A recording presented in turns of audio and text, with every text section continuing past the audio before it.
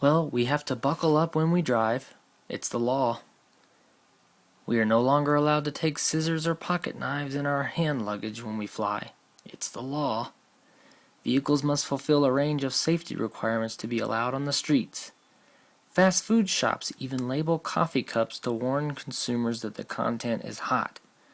But if that rice you and your family are eating contains the human genes of your next door neighbor, well, that's none of your business.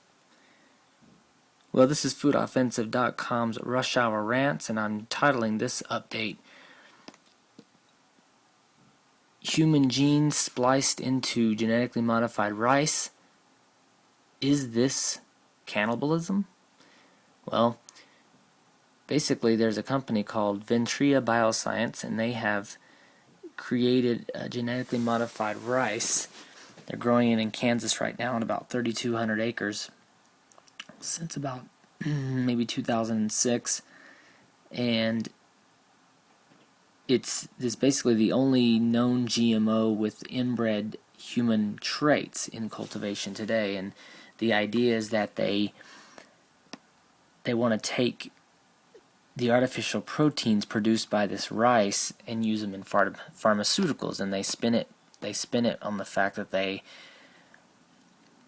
are helping people out. They always try to say, oh, we're helping with malnourished people or in poorer countries, and in this particular product they're wanting to basically use the bacteria fighting products, or the bacteria fighting proteins that are found in human breast milk and saliva, to help children in developing countries in fighting the diarrhea epidemic, and the fact that millions die every year of that, and they want to use that. Well, the problem is they're growing this rice, and we've already looked at in other videos I've covered about the fact that once you release this genetically modified crops into the environment, it could contaminate the non-GMO varieties and cross-pollinate. And of course, this company assures us that that can't happen with rice. Well,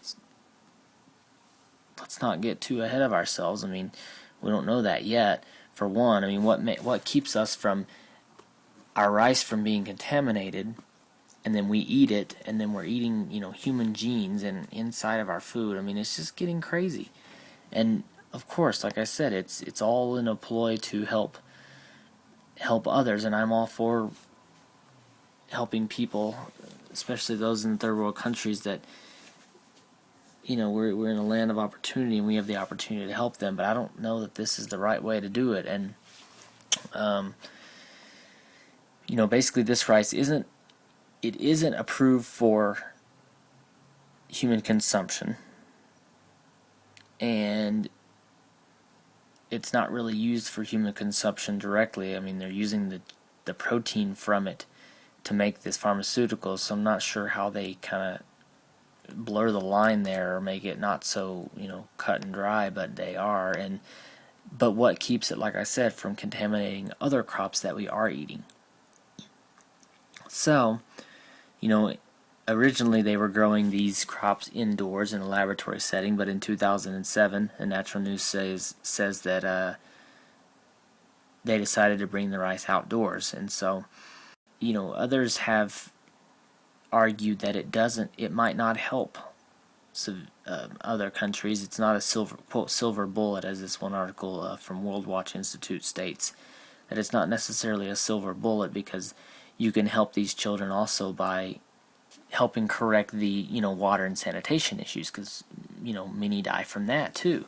And so there's just got to be a better way of doing this. And it's all about, like this article goes on to say, instead of pushing these products on poor consumers who lack the financial ability to say no to GM plants, the money invested in developing these crops could go to broader goals, like providing clean water and sanitation to prevent the very diseases these crops are created to treat. So let's try and, instead of creating yet another drug for something, we always turn to drugs and pharmaceuticals to fix a problem, but let's look at the immediate concern, the immediate need that needs to be done, instead of contaminating our land and our air and our crops with yet another genetically modified crop, which obviously they're already doing it, but instead of allowing it to continue, let's look at other ways to help others, and when it's not an expense to everybody. So that's all I have for this one.